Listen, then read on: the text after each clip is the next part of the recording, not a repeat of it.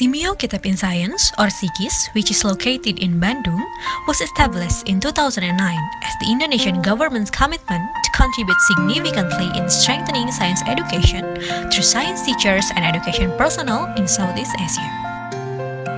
SIGIS has successfully conducted many programs that are categorized into three program trusts, namely professional teacher development, learning resource development, and professional learning communities. The three program trusts are elaborated into age categories of program, which are: training course is one of SIGI's responsibilities to increase the quality of teachers and education personnel.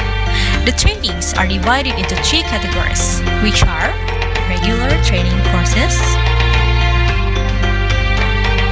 customized training courses,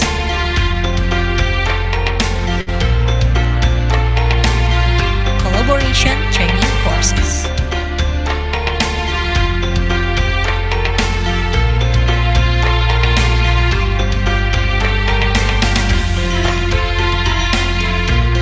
Workshops are intended to enhance and develop teachers, education personnel, as well as internal resources competencies related to science learning.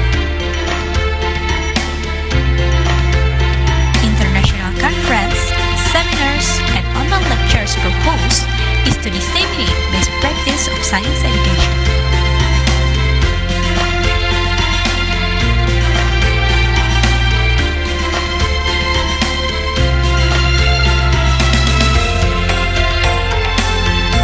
Science research grants has been awarded to best proposals of Indonesian science teachers and education personnel. To reach the goal of enhancing teachers and educational staff quality, SIGIS has successfully established mutual collaboration and networking with other institutions nationally,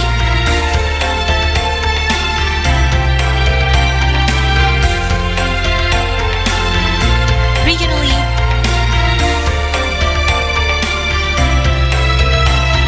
and internationally. Staff capacity building activities are intended to increase the capability of SIGIS staff.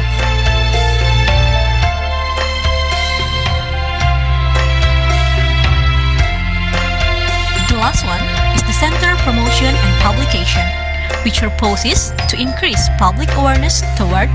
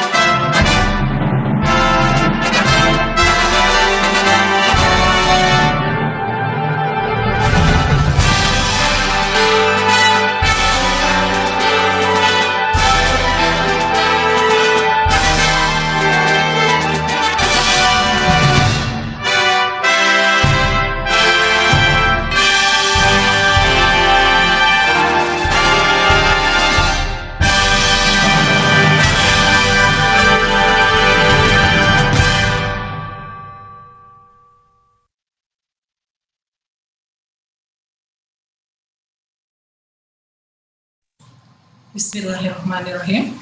The Honorable Director of SEAMEO Secretariat, Dr. Ethel Agnes Valenzuela, the Honorable Director of SEAMEO Qitep in Science, Dr. Indrawati, the Honorable Resource Person, Dr. Dwayne K. Haranwik, and Dr. Douglas B. Moger from Vancouver Community College, Canada, and distinguished webinar participants, a very good morning, and welcome again to SEAMEO Qitep in Science Webinar Series 2020. And this is our 13th webinar we have conducted this year in 2020. The theme of current webinar will be competencies and strategies on online learning and teaching. And for your information, ladies and gentlemen, today is our National Teacher Day in Indonesia. And this webinar is also conducted in relevance with these celebrations of National Teacher Day. So hopefully there will be a lot of Indonesian teachers joining our webinar today. And on behalf of our center, we would like to say Happy National Teacher Day. First of all, allow me to introduce myself here. I'm Lily Indarti, and I will be your moderator. Ladies and gentlemen, this webinar is aimed to share insight of competencies and strategies that can be taken in teaching and learning during the current COVID-19 pandemic. One of the significant ways that might be taken is the online teaching and learning.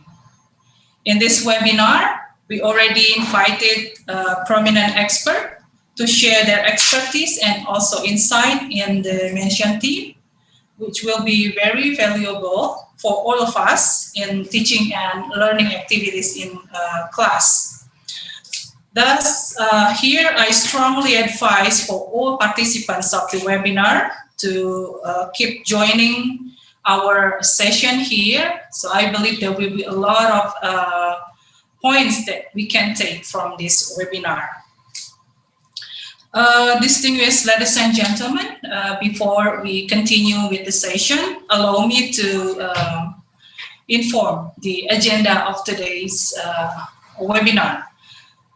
Next, we are going to have the remark from the Director of SEAMEO Qitep in Science, and then we are going to have the official opening from the Director of SEAMEO Secretariat, and then we are going to have the virtual photo group session.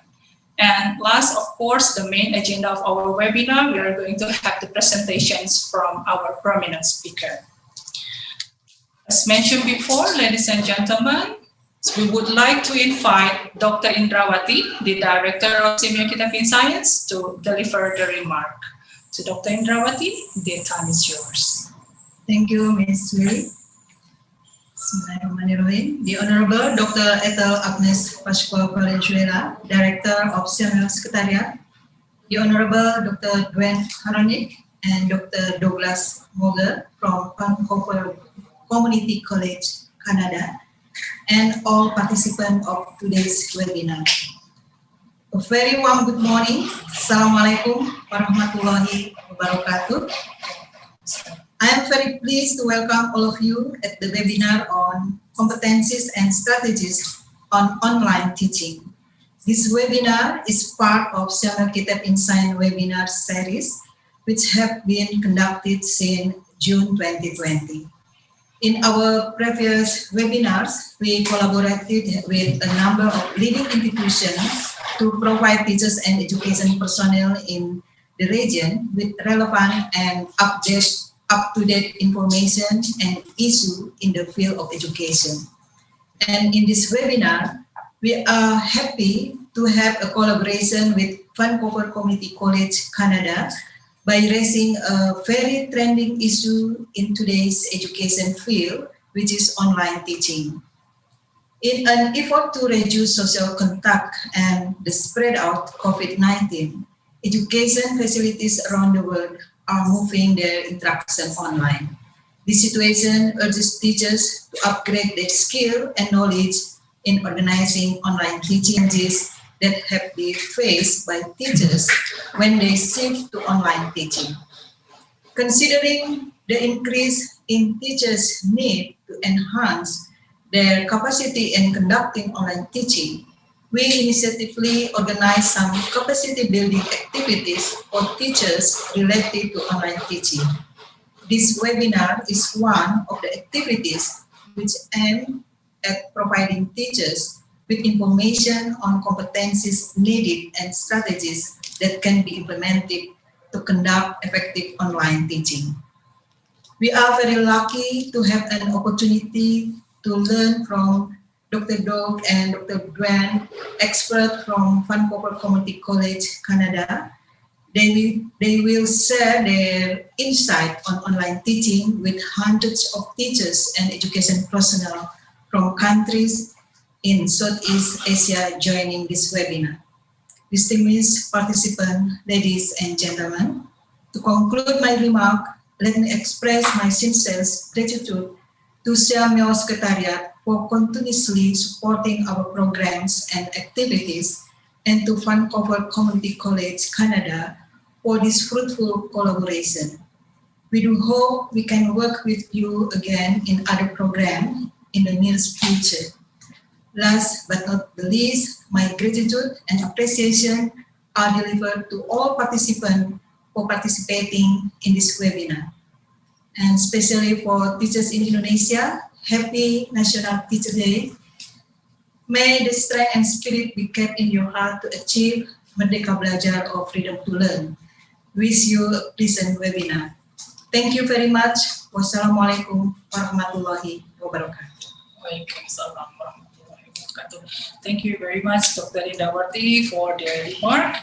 And next, distinguished ladies and gentlemen, may we invite Dr. Ethel Agnes Valenzuela, the Director of SEAMEO Secretariat, to provide the remark and officially open this webinar. So Dr. Ethel, time is yours. Dr. Indrawati, Director of SEAMEO Qitep in Science, distinguished speakers, officers of SEAMEO Qitep in Science, ladies and gentlemen, friends, Good morning. Salamat pagi. Sawadika from SEAMEO Secretariat in Bangkok, Thailand. It is my pleasure to join you today in such an extraordinary circumstances.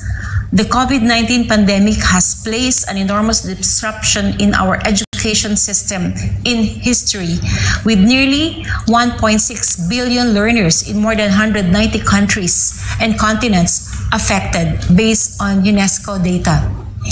School closures and other learning spaces have impacted the world's student population, up to 99% in lower and lower middle income countries, including that of Southeast Asia.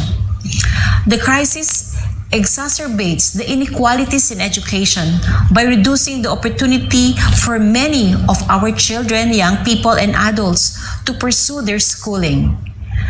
Many opted for remote learning, especially those in areas that could not be reached, affecting girls, migrants, people with disabilities, and forcibly displacing a lot of students and learners.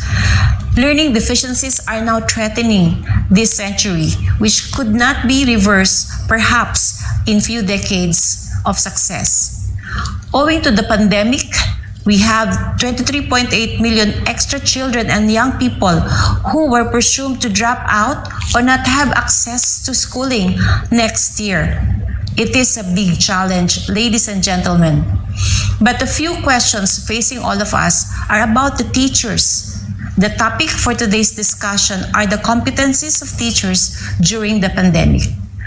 Teachers are questioning, what will we do if the schools close for more than a semester? And how can we shift to online learning if they are closing and not even sure of what's coming next?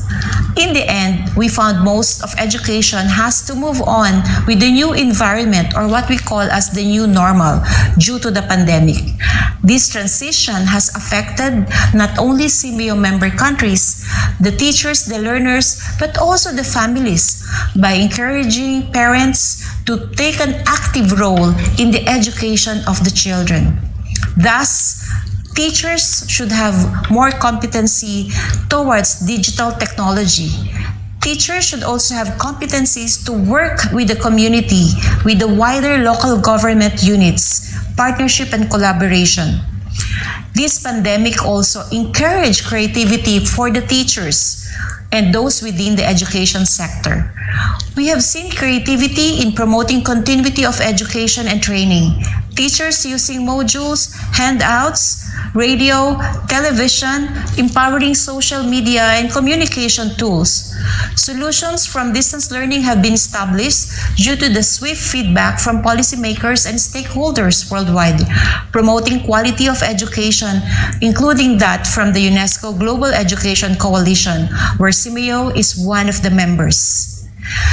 While we are worried about those who could not access technology, we are also relying exclusively on medium, low, high-tech technology and other strategies to make sure that learning continues, to make sure that children will be reached out, especially those who are in the marginalized areas. In the meantime, there is already a digital divide, and there is exactly digital abyss, and the rural poor are living at the bottom of these uncertainties. It is vital that teachers would have newer competencies to help learning continuity. The appropriate strategy in most countries is to use all different types of modalities according to the context, with the infrastructure that already exists today. Ladies and gentlemen, we are still in another stage of this pandemic, but in months to come, we will hopefully settle into a new normal. It is still our experience that education can be delivered using this online mode, but it should also allow us to think of better competencies for teachers, newer capabilities, and uncovering new opportunities. I am also pleased to learn about the SEAMEO's efforts to share best practices through educational webinars and giving free online training. I do believe that this kind of platform is valuable in many ways, gathering education experts, sharing insights, and learning from one another. I am confident that this partnership will be strengthened as we face the new normal. And thank you very much. And I hope you will all enjoy the sessions in this webinar. Have a good day, everyone. Thank you very much to Dr. Ethel for the remark, and also the remark initiate our webinar today. Distinguished ladies and gentlemen, as I mentioned before, that before we start our main session with the presentation from our speaker, may I invite everyone to join the group photo, the virtual group photo session here. And we would like to invite everyone to switch on the camera or to turn on the camera, please. Yes, and our committee here will take the pictures, so you can give your best smile then. Yeah, so I will lead you with the counting. Okay, so the committee here, you are ready? Yes? Okay, 1, 2, 3. Hold on, you keep, hold your smile. Yes, and then we'll take another page of the screen.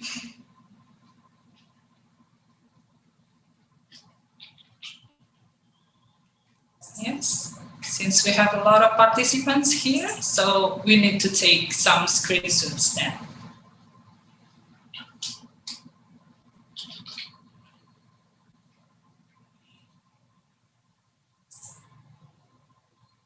Yes.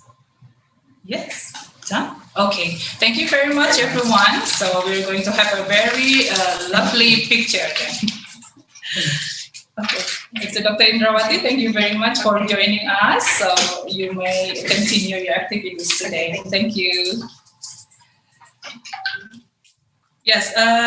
Distinguished ladies and gentlemen, now we've come to the main agenda for the presentations of the speaker. But before that, please allow me to inform that after this webinar, everyone will get this certificate. So to get this e-certificate, please all participants must fill in the attendance form that we are going to provide in the chat box. And then the links of attendance for those who join the YouTube channel. Then at the end of the webinar, our committee will share the link. Okay, ladies and gentlemen, as I mentioned before, we have two prominent speakers here. The first one is Dr. Dwayne K. Haranuk, and then the second one is Dr. Douglas P. Boger. So hopefully I don't, mispronounce the name. Okay. To the speaker, may I inform that for each speaker, there will be 30 minutes for the presentation and 15 minutes for discussion session. So the whole duration for each speaker will be 45 minutes. And to ask questions during this discussion for participants, you may type your questions in the Q&A box for those who join the Zoom. And then for the participants joining the YouTube channel, you may also type or write the questions in the comments box. For the Zoom participants, if you are ready with live questions, and then we will invite one or two participants to direct the question to the speaker. Okay, everyone, ladies and gentlemen, our first speaker is Dr. Dwayne B. Haranuk. Before that, allow me to introduce him. So the committee here, could you please help me to show the short information about Dr. Dwayne Haranuk. Dr. Dwayne K. Haranuk is a learning theorist who strives to use media and technology to enhance the learning environment. He has a long history as a technology and media innovator, and one was the pioneer of the online learning at the University of Alberta. The use of technology and media to enhance the learning environment is the foundational focus of his research and work in teaching and learning. We have a lot of long information about the Dr. Dwayne K. Haranuk, but we try to give the information, the brief one. His latest education is PhD in the educational psychology specialization in instructional technology on online learning from University of Alberta. And he is also, he has a long employment information here. But one of the information that I can give you, the latest one, is the present clinical instructor or visiting professor at Lamar University. And he is also the instructor at the school, instructor education at Vancouver Community College. Okay, now let's start our first speaker. I would like to invite Dr. Dwayne K. Haranuk. So the time is yours. Well, I want to thank you for the kind introduction, and I'm going to clarify something. Yes. Doug and I, my colleague Doug Major and I, work together. Oh, work together, I see. So instead of me just sharing some information, we're going to collaborate, and we're going to use a bit of a dialogue format, and we're going to encourage people to ask us a lot of questions in the chat, and maybe we can sort of extend our session of communication and then have a session of question and answer after. Will that be okay if we collaborate? Will that work okay? Okay, great. This is this is going to be very interesting for all of us. So you and Dr. Douglas will work together. So it means that we are going to have one session first, and then later on we will have the question and answer session. So I think that will be okay, Dr. Dwayne. Okay. You may continue. Okay, that's great. And so I'm going to share my slides with everybody just to get started, to give you a context. And then Doug is actually going to introduce what we're planning to do as well.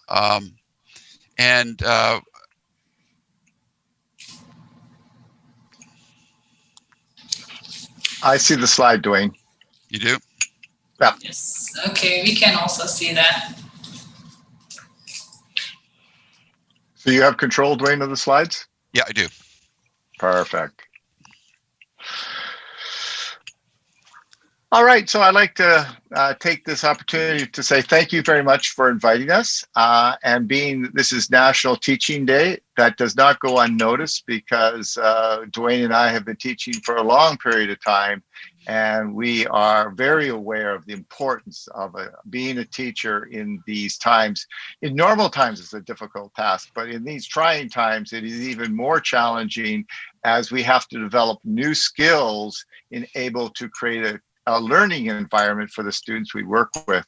Dwayne Harpnuck is an expert in the area of online learning. He's been involved with online learning with over 30 years and actually used to run the IT behind it. So his experience has really spanned from the early 90s to today, and he's stayed there. He's worked on a variety of different opportunities, and him and I over the last 5 years have really been working in the area of faculty development to develop and help faculty become, or educators or teachers become better online facilitators. And that's really what we have been spending the last 5 years doing, but we both of us have a lot of experience in that particular area.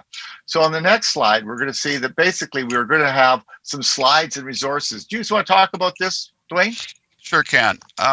So what I have here is a QR code, and all you have to do is take a screenshot of this, or use your phone and take a shot of this, and it'll open up a web page on my website. So this slide presentation a lot of videos and a lot of resources, some of the research articles that I've mentioned, some of the links to the books that we'll be talking about. I've put together some resources that you can use as you move forward and explore ways of facilitating learning online, and as we talk about how to really become more effective as an online instructor. So take a screenshot and use a URL, and you can download all this information.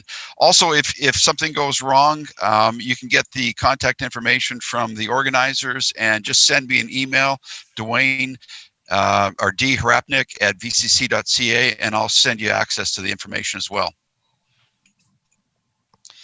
So we talked. Go ahead, Doug.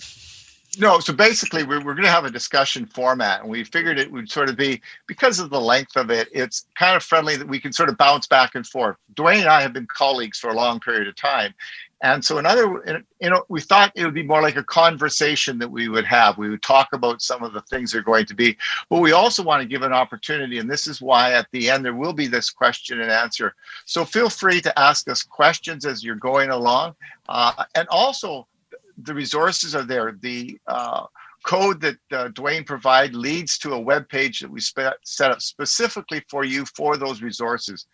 We want to be available. We work with teachers all the time, and we feel that this is something we really want to help you out with. So this is really a discussion format.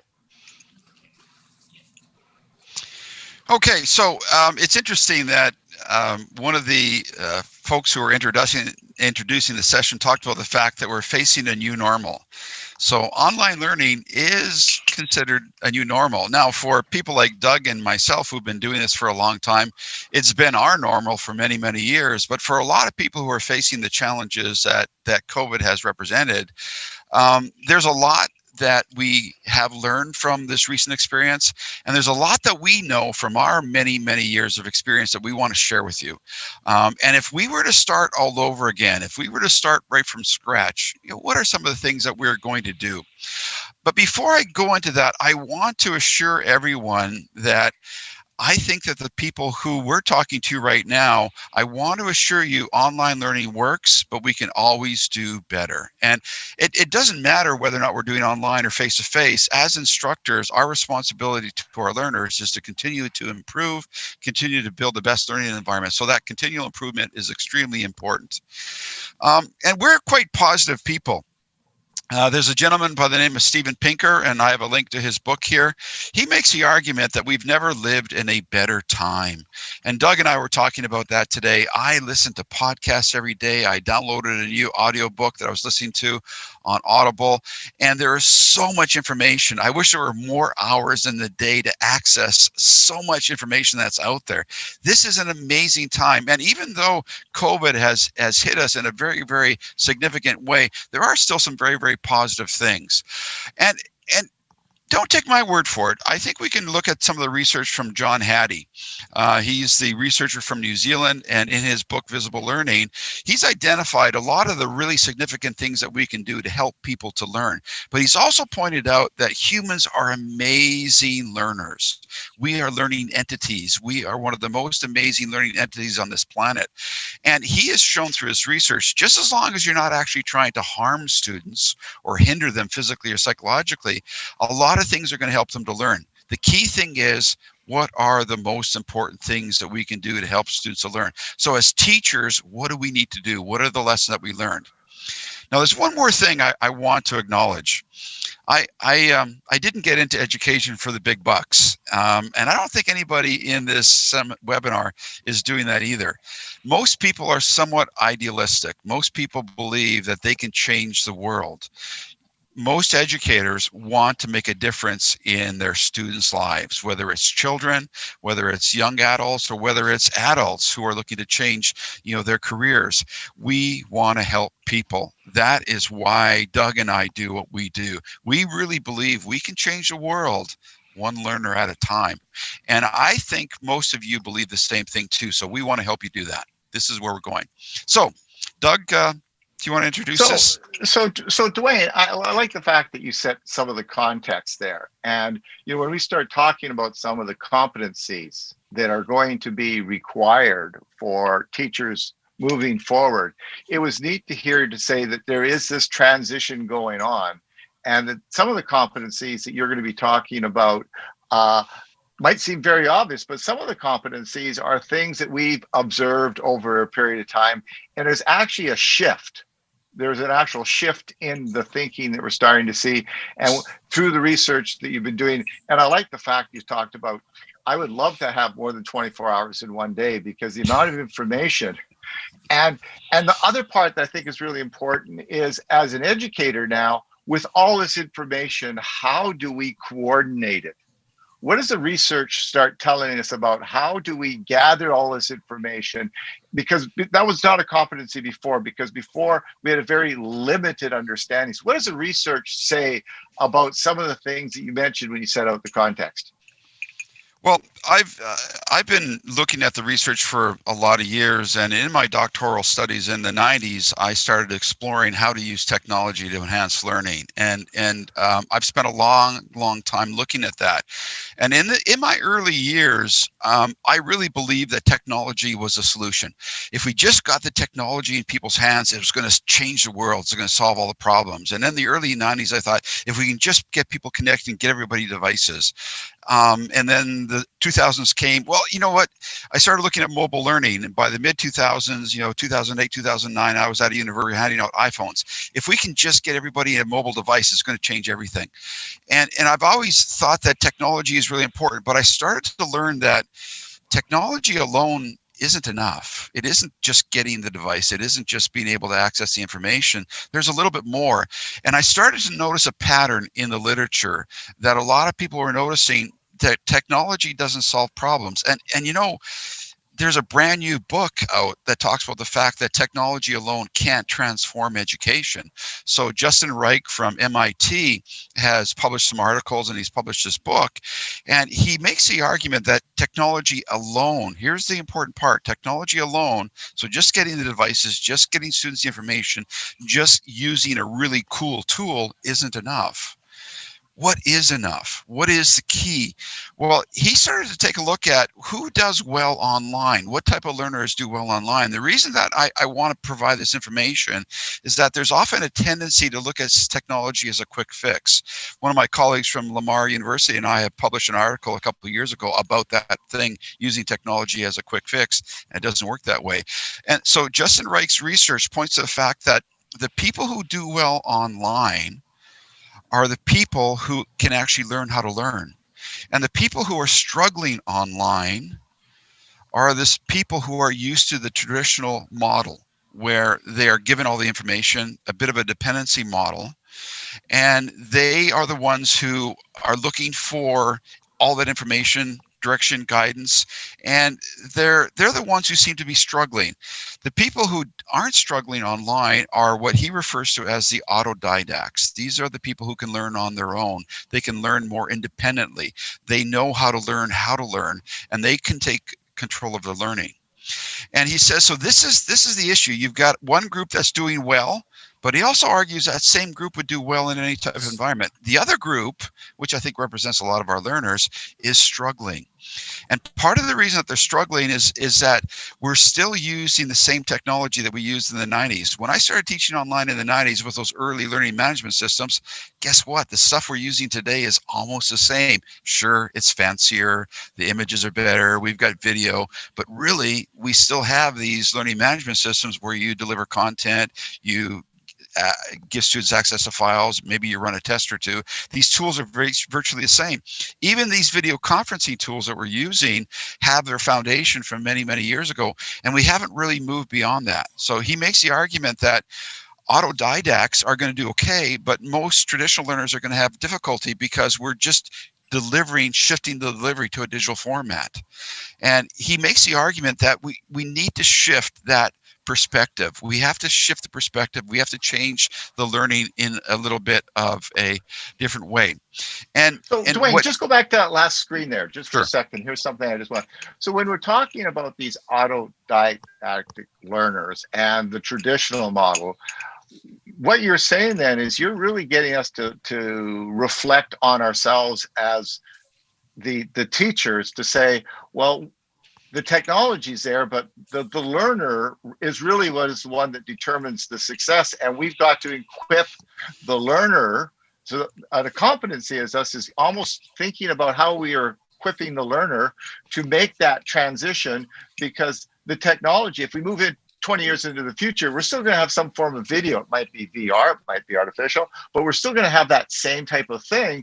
But it's more of the skills that the learner has and how to use it. Is that what you're saying? Yeah, that's exactly it. So one of the most important competencies that Reich is arguing is that we have to make a bit of a shift. And there's a key tool that we all use as educators, and that's assessment. It's a wonderful, powerful tool that we use. And now he doesn't use this terminology in his book, but you and I are familiar with this terminology because we use it all the time. And we're summarizing, so I'm making a connection.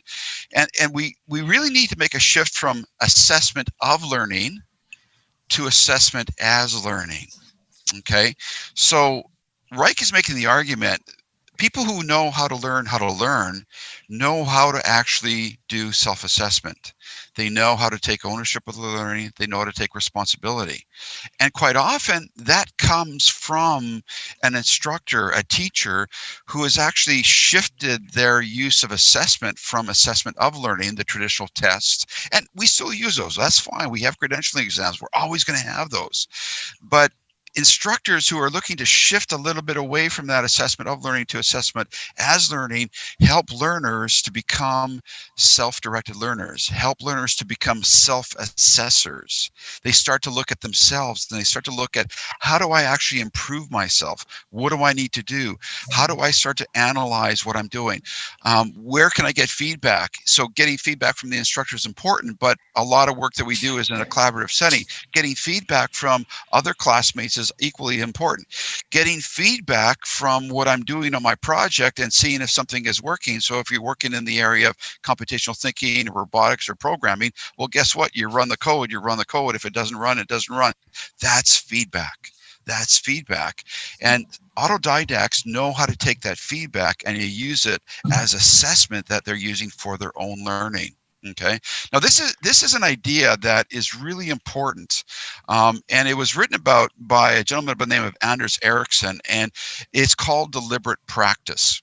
And deliberate practice, in a nutshell, practice helps you get better, but his research has shown that you can practice and practice and practice. If you don't start to make small adjustments, if you don't start to listen to, don't start to make your own simple adjustments, you can actually reinforce the bad practice over and over and over again.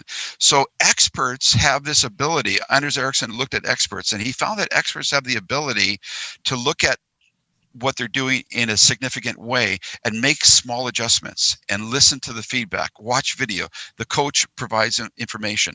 My boys race downhill mountain bikes and they set up cameras and they set up timing and they'll run a course over and over and over again. They'll come back, they'll look at the video of what they're doing. They'll say, oh, my elbows weren't tight enough in as I went into that corner. So they make those adjustments all the time. So they've learned how to coach themselves through deliberate practice. They can get faster and faster and better and better. Now, this deliberate practice doesn't just happen in sports and music. It's being used at the University of Alberta in science, at the Carl Weinman Science Initiative, and they have an institute set up where science students science students in the science programs work together collaboratively. They work on actual projects. So when they're doing physics work, they actually don't just fill in the blank in terms of filling in data into a formula. They don't listen to a lecture. They actually will break off in groups. They're given problems. They solve the problems. And then towards the end of the class, the instructor will sort of debrief them and they take a look at how well they solve the particular problems. And they collaborate, they meet together, they do multiple stage tests where they do some testing, they do some second stage reassessment, and they're constantly looking to improve the work that they're doing. And this was implemented in the mid, I guess it would have been about 2014, 2015. And in the last 5 years, it has spread throughout all the sciences at UBC. And if you were to do a search on deliberate practice on their website, you'll see it's in kinesiology, it's in physics, it's in biology, it's in chemistry.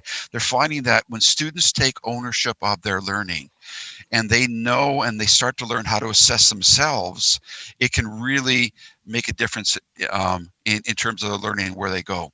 So from a teacher's perspective, how do you get people into deliberate practice? Well, one of the things you do is you start to structure the environment a little bit different. You focus on more authentic or real world learning opportunities. You have real world problems. So if you are teaching computer science, for example, you take a look at having your students build an actual program that's going to solve a real world problem.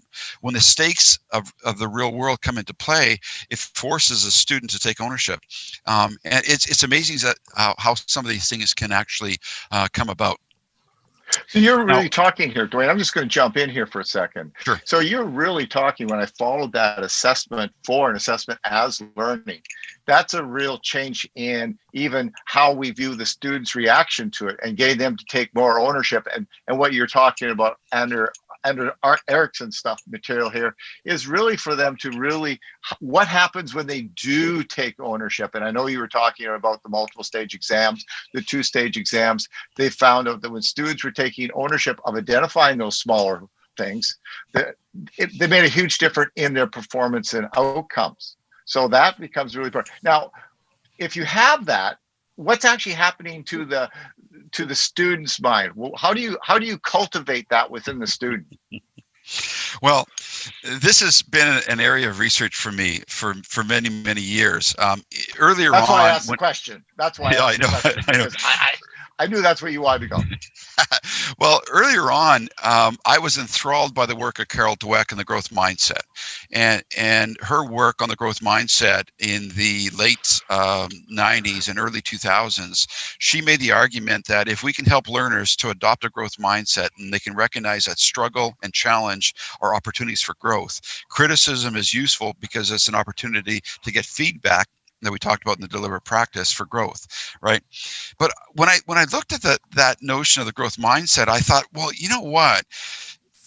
If we look earlier on, if we take a look at young children, kindergarten or pre-age school children, a lot of young kids are natural born engineers or they're natural born learners. And they have something that I would refer to as a learner's mindset. It's this natural desire to question everything about the world, to ask questions. There's a gentleman by the name of Ron Berger who wrote a book called The More Beautiful Question. And he pointed out the fact that young people ask hundreds and hundreds of questions. But after a while in our traditional system, they stop asking questions. By the time they get out of high school, they might be asking less than a dozen questions a day. When they're kids in pre-kindergarten, they could be asking 500-600 questions a day. And so students start to lose the questioning perspective. And it's that questioning that I would refer to as that learner's mindset. It's really about reinvigorating and restoring that learner's mindset is something that I think that assessment as learning can do. When we enter into that deliberate practice, the multiple stage exams, those active and dynamic learning environments, those things are crucial.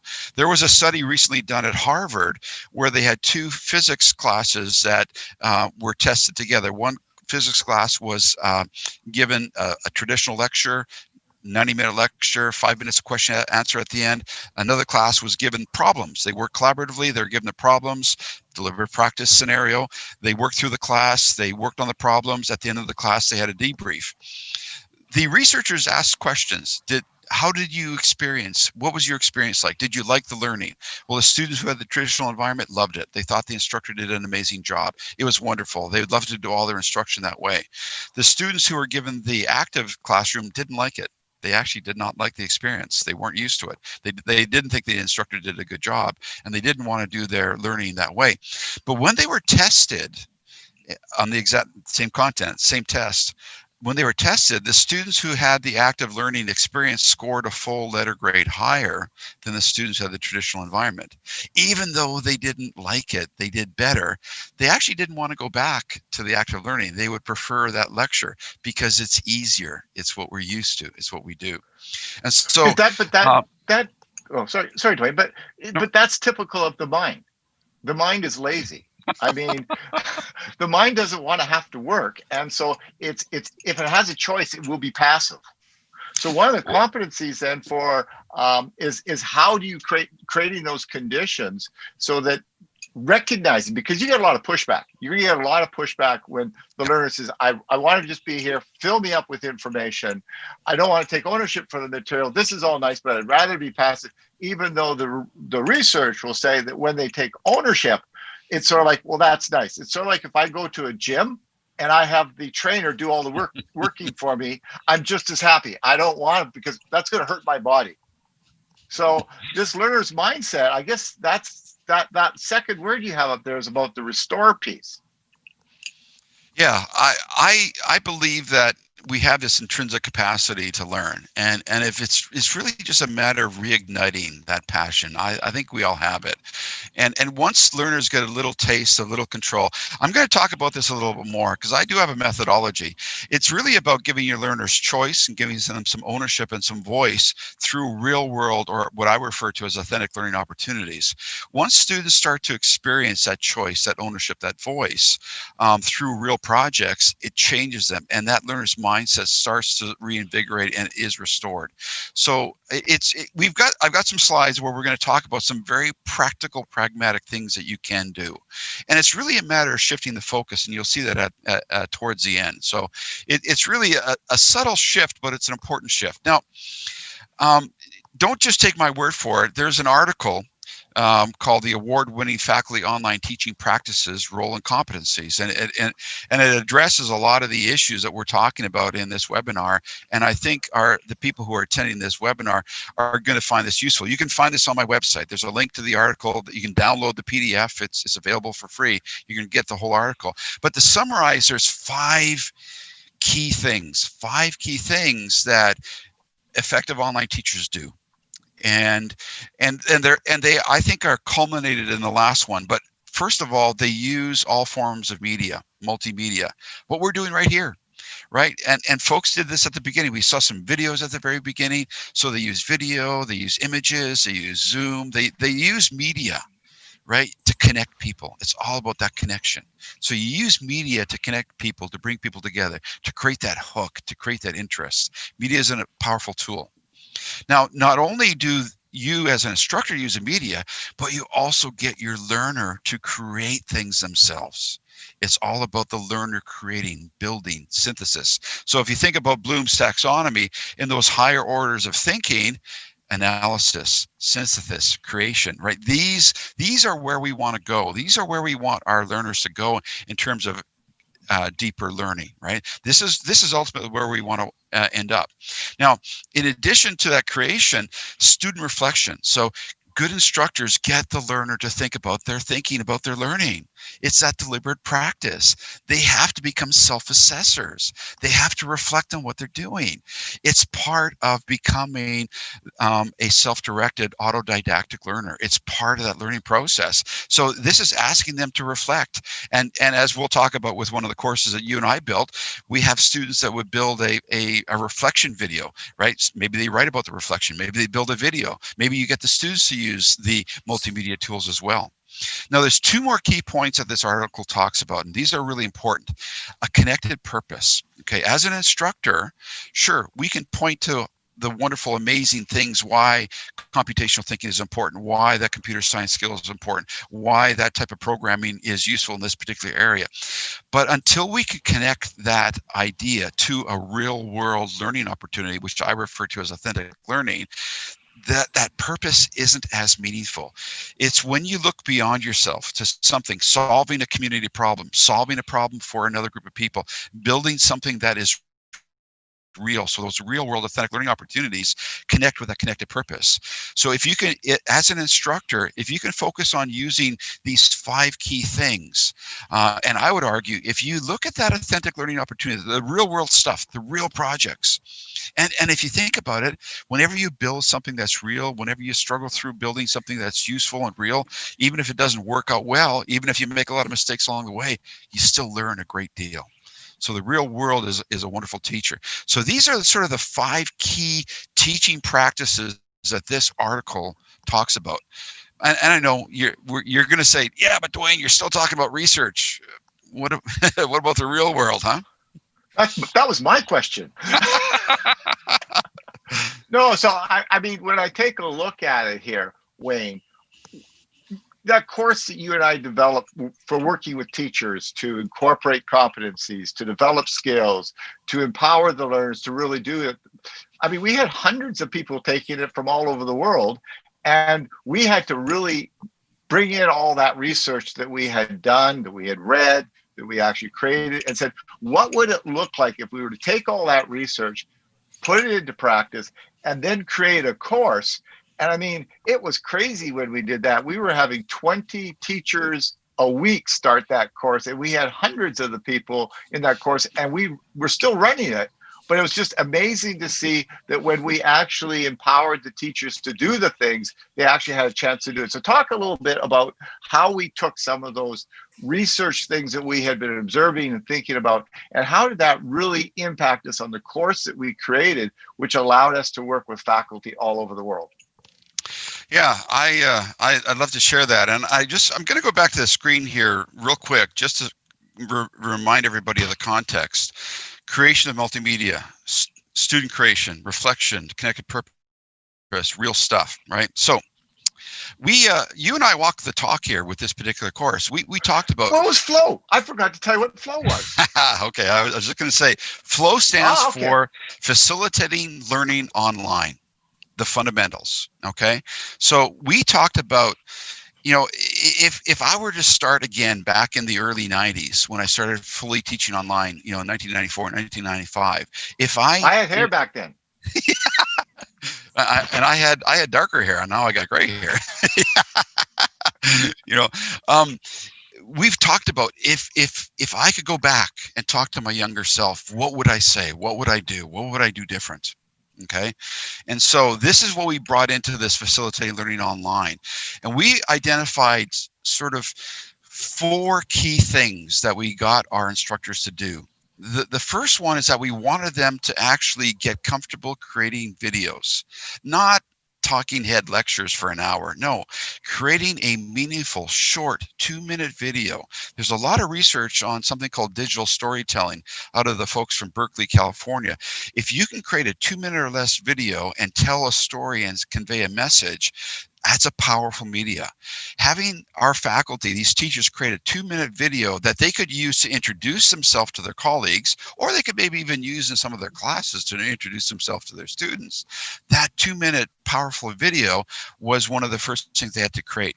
They then had to actually set up 2 collaboration sessions, a synchronous session, which is real time, like what we're doing in Zoom, a 10 to 15 minute mini lesson where they actually conveyed something, they shared something.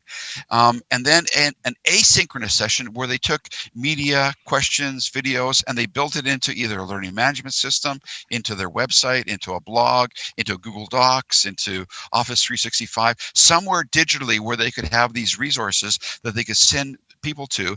Those people would look at those resources, and then they would actually come together and talk about them synchronously. So we found that if we could get them to do that intro video, if we can get them to find a balance between that asynchronous and those synchronous collaboration sessions, they would transform their learning environment. And then the last piece, and this is really important, we asked them to reflect on the whole experience. Now, if you look at the research from people like Jack Mezirow or Albert Bandura, the transformational learning theorist, Mezirow would argue that until you tell somebody else about it, you haven't learned enough. You haven't learned it deeply. So by asking these students to create a 3-minute pay it forward video and share their experience with other people coming through the course, or they could write about it on a blog post, we gave them flexibility, we gave them choice. But that ability to reflect. The other thing we did too, and this is probably one of the most enjoyable things for me, they could do a 10-minute exit interview with me where they would talk to me for 10 minutes about their experience. Yeah, I very quickly found that 10 minutes turned into half an hour because everybody was just talking about the amazing things that they experienced. And here's I some think of the the things. reflection piece is really important, like exactly what you were saying there. It was the reflection, and they were taking ownership, and they wanted to pass it on. They really wanted to share it.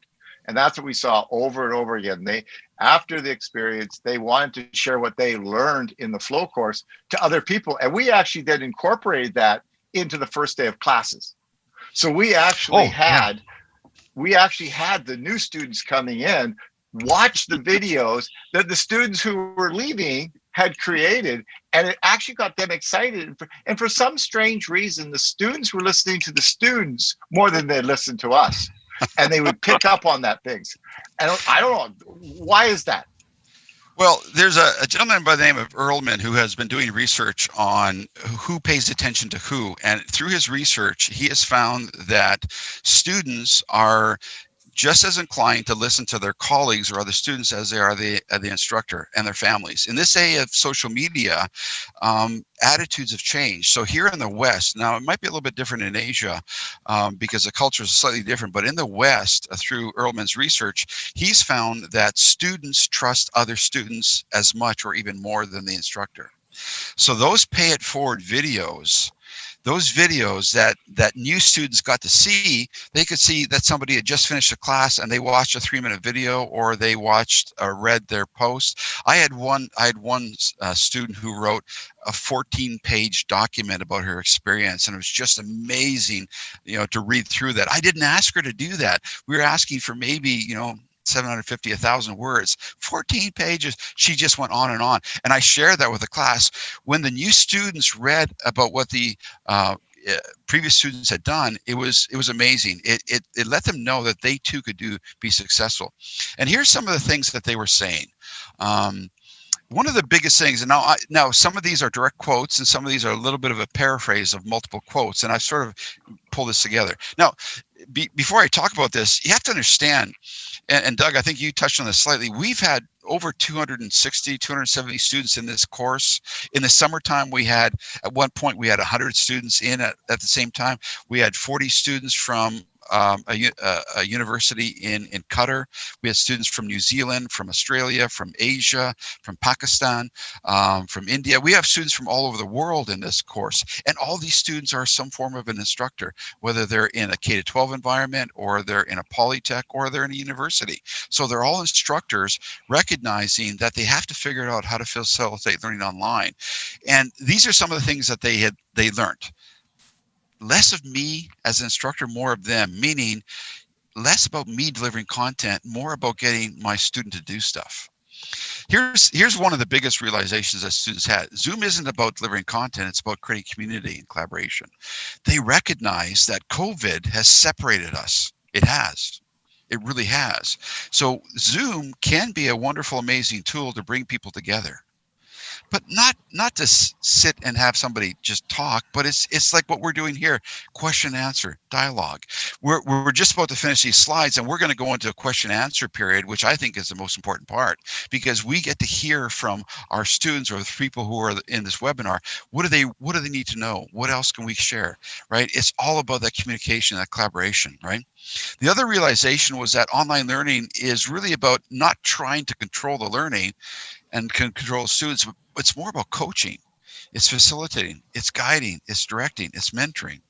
That's the big realization. And those are a whole other set of competencies that need to be developed. It is. So as an instructor, I think one of the biggest challenges is, as instructors, we want to be in control. It's easier to be in control, and sometimes letting go of some of that control and giving that control over to the learner. But if you think about that, we know from the constructivist literature that if you give students choice and ownership and voice through real world or authentic learning opportunities, they're going to learn a lot more. They're going to go deeper. So it's shifting the focus a little bit. Okay. And that goes back to what you're talking about, the didactic learners. Yep. The autodidactics. Yep. They're up all of a sudden, because the technology is always going to be there. But do they have the skills to reflect, to connect with the content, regardless of the technology in the book that you mentioned? That it's not the technology, it's the using part. So when we set up this course, we really were trying to find that it was getting them to take control and ownership. And was there any pushback? Did we get any pushback from some of the people? I know as a department head, I sure got lots of letters of people saying, "Oh, I don't want to learn this way." Well, I'm sure, the interesting thing is some students loved it. Some students really didn't like it at all. Some students hated it. And the biggest challenge that the students who didn't like it and where the pushback came is that quite often most students get good at school. They know how school works and they know how to pass a test. They know how different things work. I had no tests in this course, and we just had a reflection at the end. And you were successful whether or not you failed at your synchronous session or you had an amazing success. And sometimes students who had failures learned a lot more because they realized, I really shouldn't do that next time. When I go to do this in the real world, I'm not going to do that. And so the pushback is that this is different than what a lot of people are used to. A lot of people like to be told what to do. What you tell me what you want from me. You tell me what I need to do, and I'll give you the information. So the pushback was from those students who are very, very good at school, and we changed the rules a little bit. We changed school a little bit in the sense that this was mastery-based learning as well, and so this is another thing that we found out is that some students were actually annoyed at me because I didn't tell them what the A was. Some students kept on going and going and going because they wanted to reach a level of perfection, and they realized that they could never be perfect. And so for some students who wanted to be perfect, they realized, you know what, maybe I can't be perfect, and maybe getting to a reasonable level is good enough. And in terms of looking at real world learning, they learned that lesson. So sometimes demanding a level of perfection from their students might be a little bit unrealistic. So there was a lot of lessons learned, but it's that letting go of the control and that shift. Also, the other thing too is that some students realized how bad of a student they really were. But that's a learning mindset. That's Exactly. the learning mindset you're talking about. Even in the first group, I mean, we have to get them there to develop that learning mindset to really, so they start to take ownership for the learning. They start to take responsibility. So they then actually, and when they were able to do it, we saw huge transformations in what they were able to do. Regardless of the technology they were using, they were really ingrained in the learning. What were they learning? And what we saw them manifested was far greater than any of the other courses that we've put online as far as the measurable aspects of learning. And some of the progress that some students had made, I remember one gal, remember that video I sent you, and I'll make a copy of that video available. We had one student who had never done anything online. She had worked in a traditional hospitality industry. She worked in the hotels. Everything was done in a webinar, not a webinar, face-to-face workshop format. She had never done anything online. She was absolutely terrified. And in 6 weeks that she was in this course, she learned very, very quickly that, you know what, her passion and desire to make meaningful connections with people face to face, if she brought a little bit of that into her Zoom sessions, if she created a video and introduced herself in an interesting way, if she actually used Zoom to make those meaningful connections, and then she built resources that students could take a look at ahead of time, when they come to class in Zoom, they could go deeper. She realized that it was similar to what she was doing face to face, but she just had to structure things a little bit different. It was similar, but just a little bit different. There was enough difference, but she realized that if she built the relationships and she didn't try to use technology just to deliver content, it worked. And that, I think, is a key thing. And this is, we're at the point where we're going to open up for question and answer already. This is the key thing. I make this argument. It's a difference between connecting the dots versus collecting the dots. Connecting the dots is making those meaningful connections. It's looking at how does this work that we're doing translate into the real world? What lessons can we learn? As opposed to we just collect information, we give the information back in a test, right? It's really that difference, right? It's really about sharing what you've learned, making those meaningful connections. And then here's a key, and this is where I want to transition into our Q&A period. So we're not asking people to radically throw everything out. No. you're still going to have curriculum. You're still going to have standards. You're still going to have knowledge and skills. You want students to get access to information. So use the learning management system, use Moodle, use Desire Learning, use Blackboard, whatever you're using to deliver that information. Use the resources, use the shared, the cloud for, delivering content. Use the digital tools in the way that they were designed to be used to actually get students what they need. But then make a connection to real world projects, make a connection to real world problems, help students to see the work that they can do that can solve a problem in a community. It can solve a problem in their community. It's that authentic learning. I joke around with my students, I say, if you can sprinkle a little bit of that pixie dust of authentic learning into the environment, all the other pieces fall into place. So that authentic learning becomes a context. And then when you do the media, when you do those synchronous sessions, when you do those asynchronous sessions, when you build community through Zoom, through those authentic projects, it changes everything. So this is what we've learned. This is what we've done in our Facilitating Learning Online course, Flow 3320. And if it worked for 260 students ongoing, over the last several months, it can work for a lot of people moving forward. And we're finding great success with that. So I think this is where we're at that point where we have been going on for about 45 minutes. We now want to move into the second session with the question and answer. So I think I'm going to turn it back. Do you have anything you want to add before we wrap up? I'm going to be interested to see some of the questions that came about, because I'm sure some of the things that we talked about will challenge some of the assumptions about the competencies that they need to have. And so it'll be interesting to see some of the questions. Okay, yes, thank you very much, Dr. Dwayne and also Dr. Douglas. It's very interesting. I think this is the new way of our speaker presenting the materials to our webinar participant. It's very interactive. Actually, we have a lot of questions during your discussion.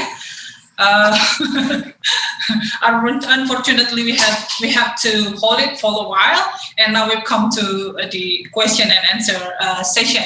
So probably we would like to invite first for those who raise hand first. Yes. So the committee, could you please help me to see who raised hand? Dr. Wisowi and Ms. Kopta. Okay, so we have three. Okay, we have three participants here who wants to raise the question. So probably would like to invite the first one, Miss Sartika. Miss Kartika. Okay, we would like to invite Miss Kartika first to deliver the questions to our speaker, please. Okay, first of all, may I know whether you could hear my voice or not? Yes, very clearly. Yes. We can hear you. Okay, thank you very much. Let me introduce myself first. My name is Kartika. I am from Kayong Utara, West Kalimantan, Indonesia. First of all, I am so impressed with the explanation given by the two mentors. I call them mentors because I got a lot of new knowledge from this webinar. I will directly ask my question. Actually, I found difficulties in conducting online learning since we are lacks of network support. So if I try to enhance the online teaching and learning, the students who don't have phone or gadget will put in the back. So I'm trying to collaborate the student who has gadget or phone with the ones who don't have. But if I do that, the students who don't have phones or gadget seem to lack of motivation in participating in the online course. Maybe can I get some suggestions how to motivate the students to contribute more in the online learning, or maybe there are some interesting techniques or methods in increasing their motivations during the online learning. Thank you very much. Yes. Okay. So motivation. and you just gave me an idea. I'm going to add some more resources about intrinsic versus extrinsic motivation and the challenges with technology. So I think you have a wonderful idea. The students who don't have the technology, if you can get them to partner with the students that do, and you can get some collaboration going. So I think it's like I said earlier on, I think you folks are probably doing the best job that you can, and you need some support. And so, yes, keep on having those students collaborate, keep on having them share resources, keep on having them working together. Now, have them work on some sort of a project that they can actually maybe come up with themselves. If you can add an element of ownership to what it is that they are doing. So let me give you an example. In the online course that we do with Facilitating Learning Online, students are allowed to do their synchronous and asynchronous collaborations on any topic that they want. Now, we encourage some of them to focus on what they're teaching in their class, or if they aren't currently teaching, maybe they focus on a hobby that they have. So if a person is interested in what it is that they're doing, if you can make a connection between what your subject you're teaching, whether it's math or whether it's science, it can change things.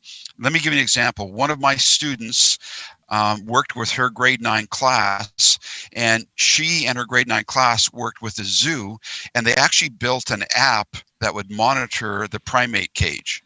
And so those students who weren't really interested in science were fascinated by what they're able to do. And there was a small group of students who were just fascinated with the programming. There was a small group of students in science who were fascinated with the primates. She combined and had those two different students collaborate together, and the two different interests allowed both parties to be able to do a better job. And because the project was real, it made a significant difference. So I'm giving you an example of grade 9 science. I've seen this in computer science. I've seen this in computational thinking. I've seen this in robotics. I've seen this in programming. So combining students who slightly have different skills and abilities and having them work together collaboratively can make that difference if the project is real, if it's something that they had some ownership of. So you have to find a way to get some ownership. Did that help? Did I answer your question? Yes, absolutely. Yes. Thank you very much for your explanations. I will go on to what I've done before, and hopefully in the next time, in the future, I will do better in my online teaching and learning. Thank you very much. Thank you. Yes, thank you very much, Dr. Dwayne and also Ibu Kartika. It's very interesting questions. Yeah, I think this is also happened to other teachers. So here we can get the point that project can be a kind of solutions for increasing the motivations of the students. Okay, thank you very much for that. We still have another questions here. So we can see the teacher who raised hand.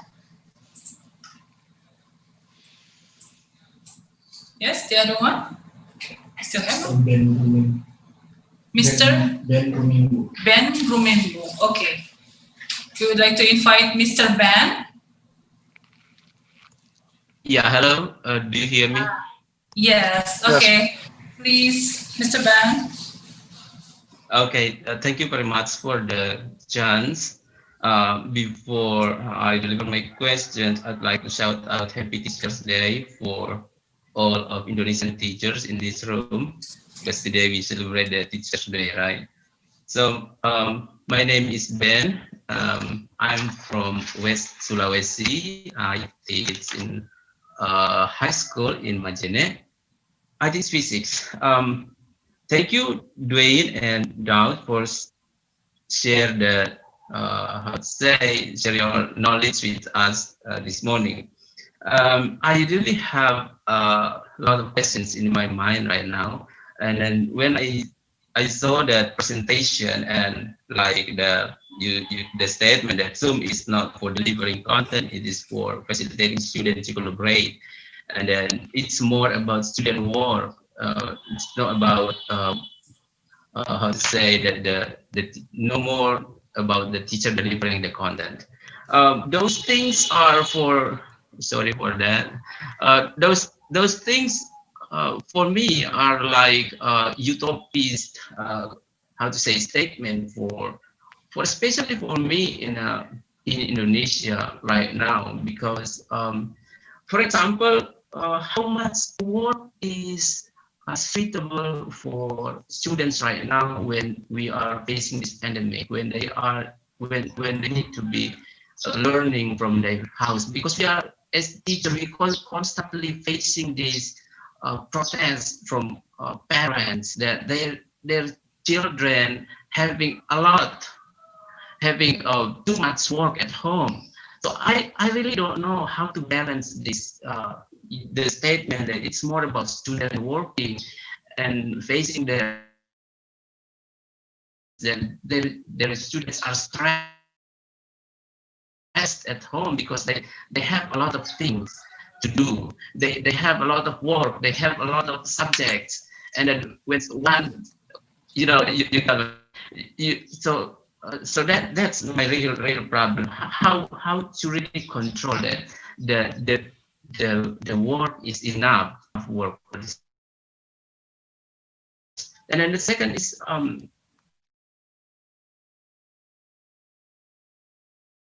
Malaysia to take the responsibility of their learning, like the one that you said. I'm so sorry to say that I see my students in the face that really realize that how important it is for them to read, how important it is for them to develop their ability to learn, to study autodidactly, like the one that you said. We don't have that kind of, how to say, the environment yet. That the parents are, how to say, give the students away to the school and then say that's enough, and then that's all the teachers' responsibility to help their kids develop. So how to say, what I'm gonna do if I'm facing this? How do I deliver my class? How do I deliver my subject so that I can teach them to realize that it's on their hand, that they need to, how to say, to have the skill to study. They need to have the skills to study on their own. I hope my question is, I'd say, I hope that you got my questions. That's all. Thank you very much. Dwayne, I'll start off on this one. How does that sound? Yep. All right. So when we take a look at it, that one slide that Wayne was talking about, the 5 characteristics of a good online course, the ones that have won awards, you notice authentic learning was at the bottom. And in the last question, Dwayne talked a little bit about what is authentic learning. What does it look like? How do we get them engaged? And I want you to take comfort in what you said is the exact same thing we're hearing from teachers over here in the K-12 system. Teachers feel very frustrated that all of a sudden they're hearing back from the parents and saying, well, the students are stressed, the students don't have time.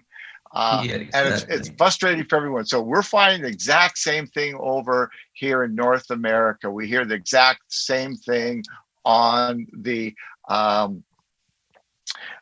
news, the reports. And I think that this is where all of a sudden we go back to that model that Dwayne was talking about, the authentic learning, but also getting them to identify the purpose, the creation, and the reflection on their learning, rather than just covering the content for the sake of the content, getting them to engaged in it, and a lot of the work around that peak performance and that growth mindset. And they will have some ownership. Now, Dwayne, you were going to build on that more than likely. Yeah, I am. And I also want to make a little connection to a question that I see here in the Q&A chat area. And that is, how do you actually provide effective feedback to students? Okay, so This is key. So if we view our roles as coaches, as guides, as mentors, providing feedback, as John Hattie would argue, is probably one of the most important things we can do to help students to achieve. And that feedback is helping them to identify those things that they need to continue to improve. And so when I provide feedback for my students, I use video. I use a tool called Screencast-O-Matic, and I do everything online. I've been teaching online.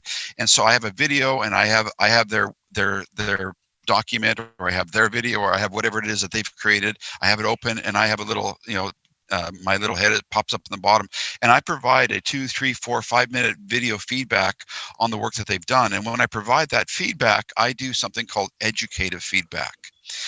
D. Fink talks about this as something being educative. It's feeding forward. It's saying, listen, this is working well. This has worked, this project. I see that your code here is going to work really well. You've addressed all these issues. This is really, really good. Now, I tell my students at the point after I go through, I say, now remember, my job is to help you be successful. If you were to add this line of code, this would solve this problem. When you're talking about XYZ over here, if you focus on your audience a little bit more and recognize that they have this need, you'll be able to address this issue in a more significant way. So you help students to understand what is working and then what can they do better. Okay. Hattie refers to it as sort of a 3-stage. Where are you going? How are you going, and where to next, or what do you need to do next to get there, right? So the feedback, if you give students important feedback and educated feedback, it helps in that little bit of motivation. When they get feedback from you, it isn't about this is right, this is wrong, this is right, this is wrong. No, you recognize where they're at, and you're helping them, and you're telling them how they can get better. Also, by helping them to recognize what they need to do, sometimes less is more, sometimes less is better. So helping students to recognize that they don't, if they figured out the answer in 5 questions, well, doing the next 5 questions might not necessarily be necessary because it's the same mathematical formula. So they also need to determine how far they need to go. So you need to work collaboratively with different learners. And this also addresses one more question that came up about people with different levels and different abilities, different technology. Well, it isn't just different technology. You have students at different levels. And so sometimes as an instructor, you can't get everybody at the same level. Sometimes that through that educated feedback, you can get people to move even more rapidly. So did we answer your question, Ben? Hopefully we address some of those issues. Yes, thank you. Okay, thank you, Dr. Dwayne, and also Dr. Douglas. So hopefully the explanations from Dr. Douglas and also Dr. Dwayne answer the questions of Mr. Ben. It's very clear actually for all of us. Yeah, we have a lot of tips and tricks for a teacher who teach online teaching and learning, and also have different capabilities of the students. Okay, now may we see the questions from YouTube channel here. Okay, I already have one question. One question from Ricky Ramdhani, Bapak Ricky Ramdhani. Okay, Dr. Douglas and also Dr. Dwayne, for your information, this webinar is also attended by participants who joined the training. It's about the computational thinking, and this question came from the one of the participants. And this question is: it was said earlier that the assessment of learning at this time was shifted to assessment as learning. I think there are those who play a more important role, namely assessment for learning in the form of assignment and etc. Please provide input. So probably Dr. Doug and also Dr. Dwayne, could you please provide input to the question? So I'll start off with, first of all, we had assessment of learning, which was basically the traditional summative type of assessment where you captured it, and there's a role for that, accreditation, to find out if someone is qualified to do that.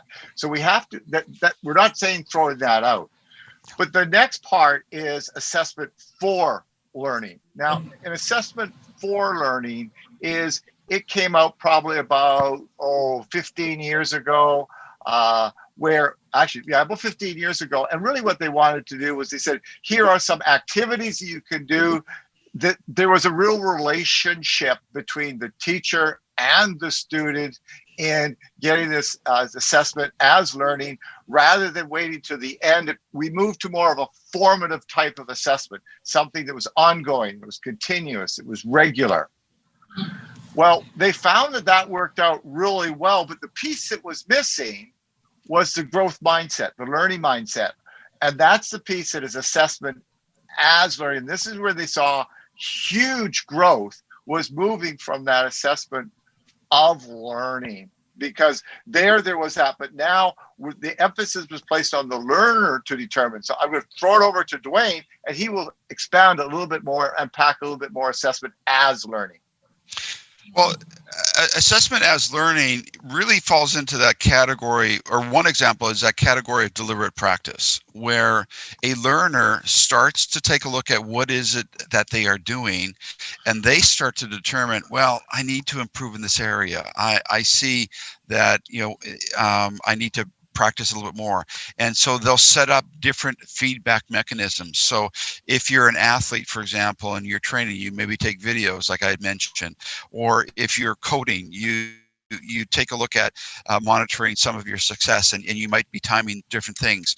So you're always looking for small little incremental ways to improve. So not radical big changes, but those small changes that start to build, small changes that you can implement and start to build. And so if you can get students to start to do those types of things, that is their own self-assessment. Now, this is not easy to do. This is not easy to do. None of these things that we're talking about are that easy to do. And they're going to be helpful. And so a lot of the questions say, well, but how can I motivate them to learn? This is where, if you can get a learner interested in doing something that they can own, this is where that personal ownership comes into play. If it's valuable to them, that is a form of intrinsic motivation. And that's where these real world activities can make a difference. Now, if you can't get something personally valuable to the individual, right now, if you look around our communities, there's a lot of work that needs to be done. Whether you're here in the West or you're in the East, there's a lot of problems that we can sort out. Maybe you've got students coming together to build a piece of software that'll solve a problem. Maybe you've got a group of engineering students who are looking at solving a problem from an engineering perspective in a community, right? Maybe if you're in the trades area, you have a group of students coming together to share some ideas and resources to help build an infrastructure scenario. So if you can get students engaged in something meaningful and purposeful outside of themselves that they believe in, like the environment or social justice, a variety of other things, if you can get them engaged in those things, that can be an intrinsic motivator.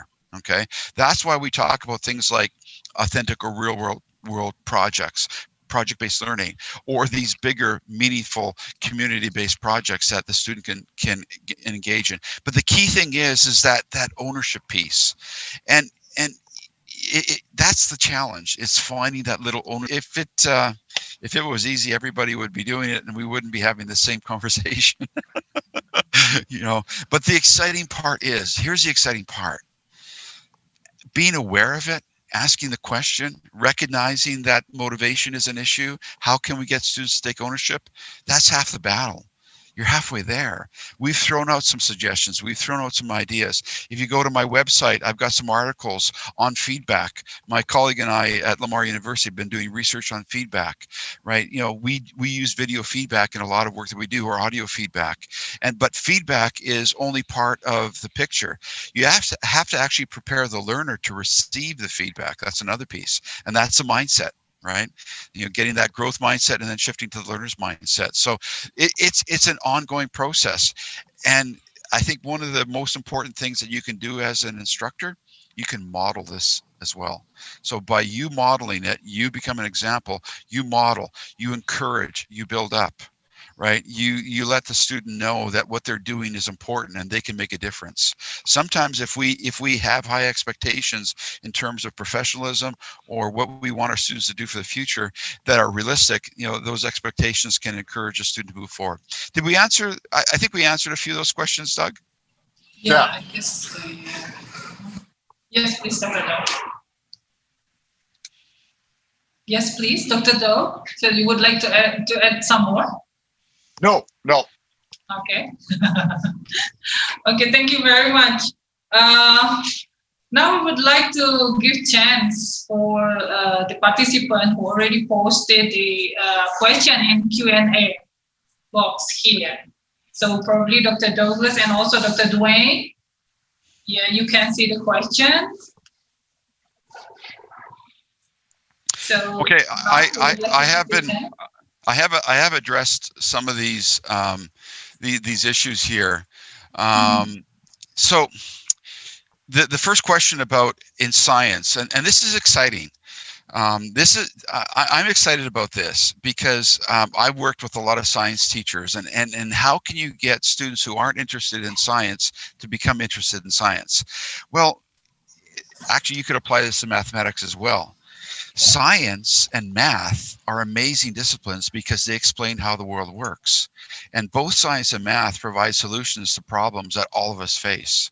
And so the key thing with science and math is that you don't want to necessarily, as a teacher, teach people about science. You want to actually have the students do science. So you teach them to become scientists. You teach them to become mathematicians.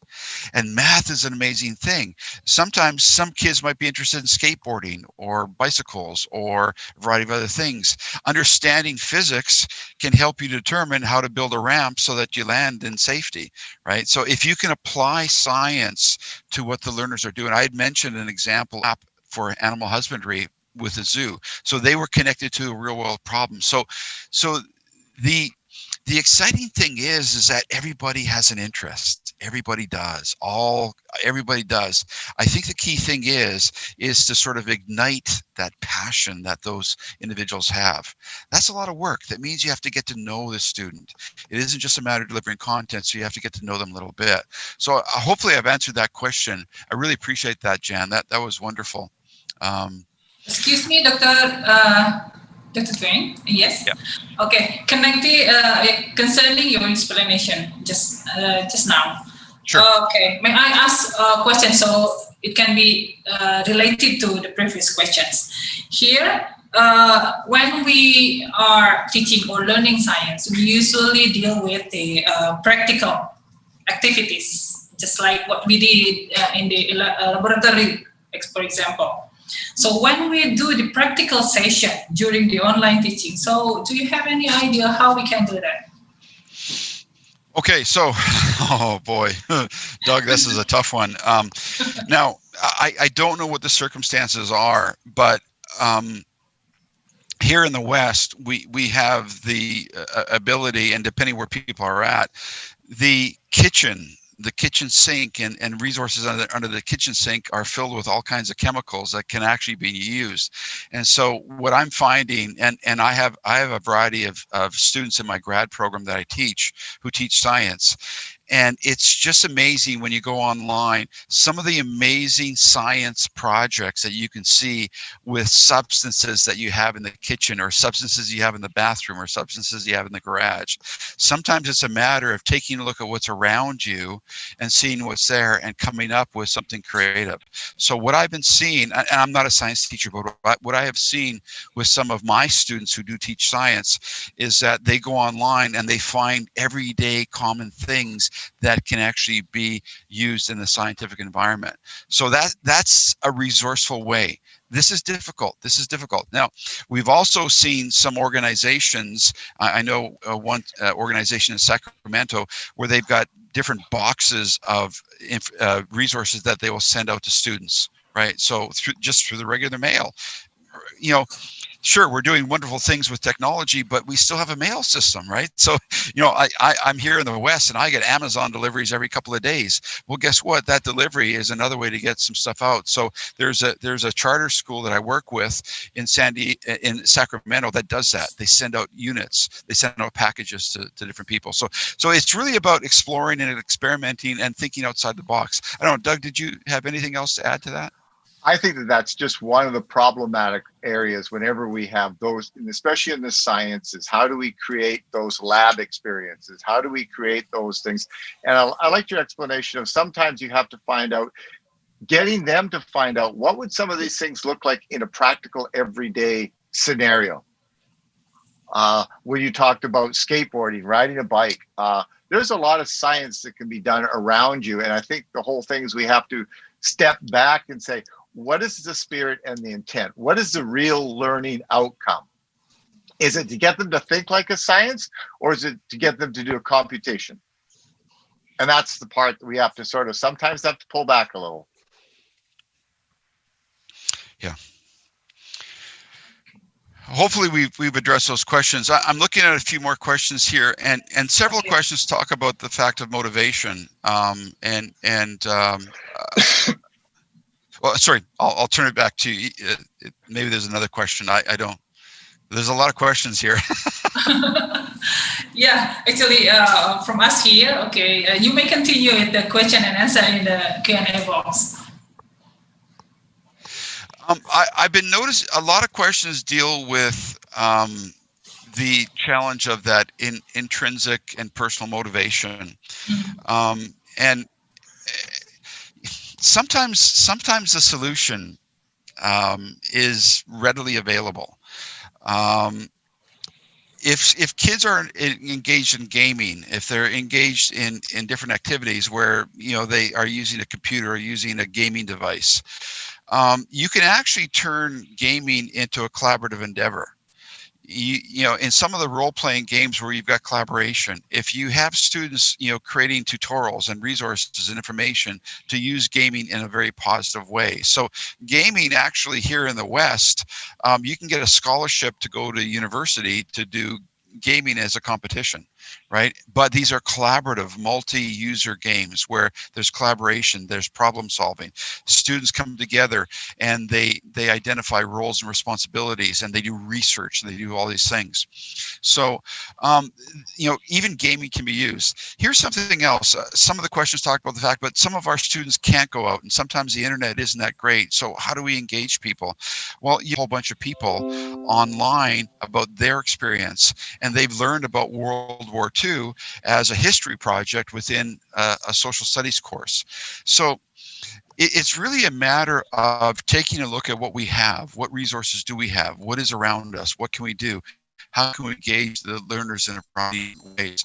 Yes, sometimes people can't go outside their house, but if you have some form of internet connectivity, you might be able to make that connection.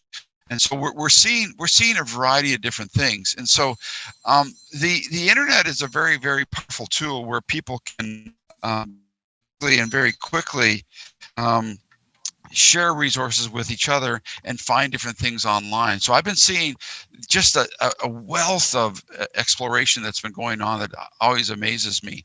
Hey, Dwayne, I just want to talk a little bit about that. One of the things there that we find, and when we start taking a look at motivation, we also have to realize, especially if people are stuck in the house, they can't get out, there's this notion of being isolated. And being isolated is a very scary place to be. And sometimes the role of the instructor is, recognizing some of these other factors that are going to be, and then how do we get them to connect with something that is within their own area?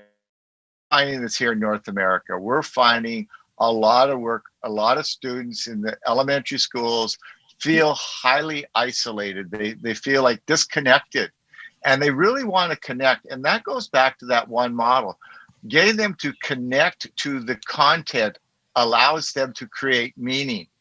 And when a student has a sense of creating meaning or creating knowledge, they just naturally get engaged. The very sense that they're showing up shows they have some form of motivation. It might be a low level of motivation, but there is some form of motivation. And getting them to connect with the material, get them to create and take ownership. It's a slow process, but we have seen over and over again when students do that, their motivation, they start to take. So maybe we need to shift a little bit. Sure, we do have to get students to, be able to pass exams, but maybe we need to reintroduce some type of a project that can get them excited, and that project will be what will motivate them to communicate and to connect. When they come online and they connect with you and you check in on their project, how is that project going? So a lot of the teachers that I work with in the master's program that I teach in, and they might realize, well, I didn't look hard enough over here, or I didn't look at this, I didn't read that, and if you would have, you've got the reason. They are very this topic then. Oh, this is interesting. It's a wonderful question about online learning and preparing students for the ability to get a job in the future. Well, this is something that I think is really, really important, and I've been looking at the literature on this for a long time. And one of the things that I do in a lot of the courses that I teach and a lot of the programs that I engage in is I have my students develop their own e-portfolio. I'm one of these people, or a website. I'm one of these people who believe that you don't just build a resume, you build a body of work. So in this presentation, I gave you a link to my website, and you'll see if you go to my website, I've been posting there for the last 12 years. And actually prior to posting that, I've been posting online for a long time. You can see I've been collecting all this work for years.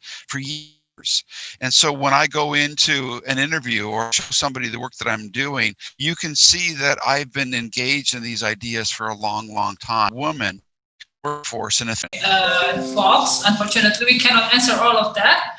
So if you don't mind, here, can I share your contact number and also your email? So probably if there is a webinar participant would like to communicate with you later on, will that be okay?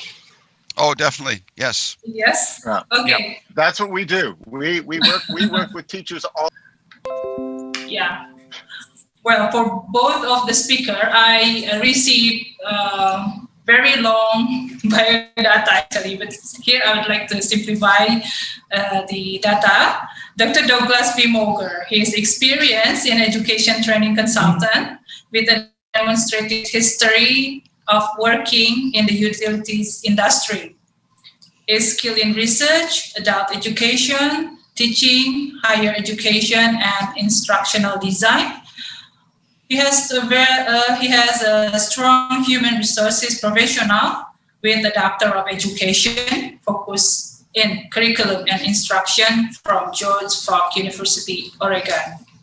Okay, all the webinar participants, you may see the contact of Dr. Douglas B. Moger here. And I also read the long information of the employment of Dr. Douglas B. Moger here. One of them is that he is the present department head of School of Instructor Education in Vancouver Community College. Okay, it's very lucky for all of us to have the two speakers from Vancouver Community College. So we have, I believe we have a lot of insight and information from these two speakers. Probably this is the very last things that we would like to raise to you. Do you have any input for the teacher? You know that not all of the teachers also have the capability of using online technology. So some of the teachers, they are, especially the old ones, they frequently don't want to use technology in their teaching learning. They prefer to have the traditional one. So do you have something in mind, or do you have something to say about that one, Dr. Douglas and also Dr. Dwayne, please? Yeah, I do have an interesting perspective. I had an opportunity to work at a university back in 2008 where we were handing out iPhones to students, and I had a senior faculty member in his late 70s who was a little hesitant at first to use the technology, but then once he realized that the technology is not the important part, It's what you do with the technology that's the important part. So the phones that we have, this isn't technology. This is a communication device. Zoom is not technology. It's a communication device. So if you downplay the technology, or if you use really good technology, the reason that a lot of us use Zoom, because it just works. Zoom goes away. You know, we don't know that it's here. We're just talking. So I would suggest that some faculty who are a little suspect of technology, they're right, because quite often technology can get in the way. So I think as administrators, as people who are proficient with technology, use the best that's there. Use technology in a way that it disappears, and emphasize the fact that it's not the technology that solves the problem. It's a technology that is a tool that you can use to enhance the learning. And so that's what I would argue. And if you can get people who are a little bit suspect, if they can use technology for themselves, everybody talks to somebody on a phone, everybody uses a calendar. If you can use some of those individual devices for personal productivity, then it finds its way into the classroom. Hopefully I've answered your question.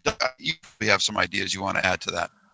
I think there's nothing there that I would be adding to what you were saying. Just the fact is that exactly, you know, that intentionality that you really need to bring as a teacher. Okay, great. Yes, thank you very much for the response. Ladies and gentlemen, well, it seems that we are going to meet the end of our webinar session today. I would like to thank you very much to our prominent speaker, Dr. Dwayne, and also Dr. Douglas, for sharing. Well, I believe we have a lot of things here valuable to be implemented in our teaching learning process in class. And I would like to remind for the participants of this webinar to fill in the attendance, and then for the participants in YouTube, so don't forget to provide the resume. Yes, so one of the requirements to get the certificate is the resume of this webinar topic. Once again, would like to thank you to Dr. Buger, Dr. Kieranwick. It's very interesting. So hopefully this is not the end of our communication, so we can keep in touch in the future. So hopefully we can invite you again to our different session. Before we end this seminar, I would like to remind you again to fill in the attendance for all the participants in Zoom and also in the YouTube. Don't forget to provide the summary of this webinar and then send to the committee. And the e-certificate will be sent to you in 7 working days at the latest. And please also try to fill in the evaluation form at the link that we share on the Zoom and also in the YouTube chat box for our evaluation. This is very important for all of us here in SEAMEO Qitep in Science, so we can improve our program in the future. Finally, on behalf of SEAMEO Qitep in Science, I would like to extend again our greatest gratitude to Dr. Ethel Agnes Valenzuela, the Director of SEAMEO Secretariat, and then to Dr. Indrawati, the Director of SEAMEO Qitep in Science, to our prominent speaker here, Dr. Dwayne Harenung, and also Dr. Douglas B. Moger, for your sharing and also support to this webinar. We have a lot of information and sharing here. Thank you very much again to all participants.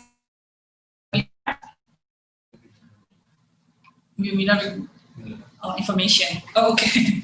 So I have a message here from our committee. Don't forget to join another webinar series next week and the following weeks. So we are going to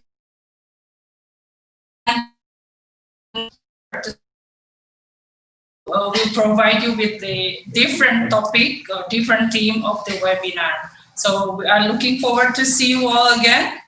It's really my pleasure to be your moderator for today's webinar. And one thing, very important, please stay safe and see you in another webinar on December. Thank you very much and see you again. Thank you. Thank you so much, Doug, and also Dwayne. See you again later. Thank you. Terima kasih Bapak Ibu for joining our webinar.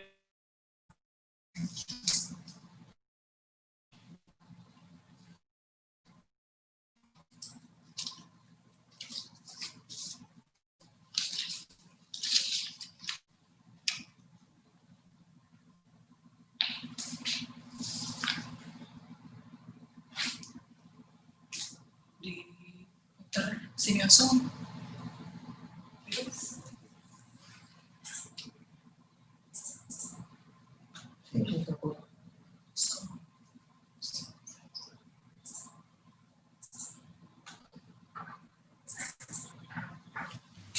SEAMEO song.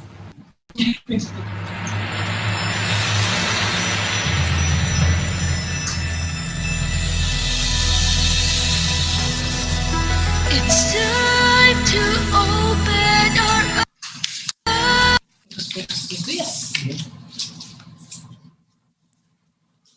eyes to a bright and promising future. We'll rise to the call of the times and create a stronger tomorrow. Let's start to make a difference, teaching science, health, and technology. We will by promoting knowledge and policies. We can build a better world.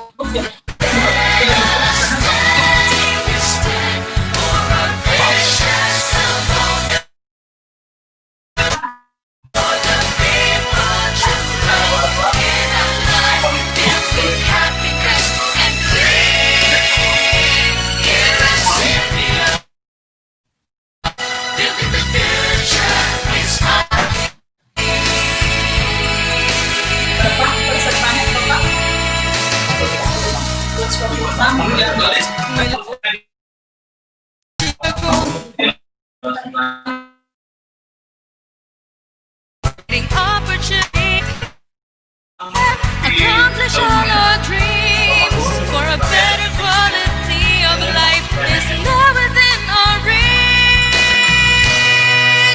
Let us take a step for a vision of hope, making future plans for the people to grow in a life filled with happiness and grace.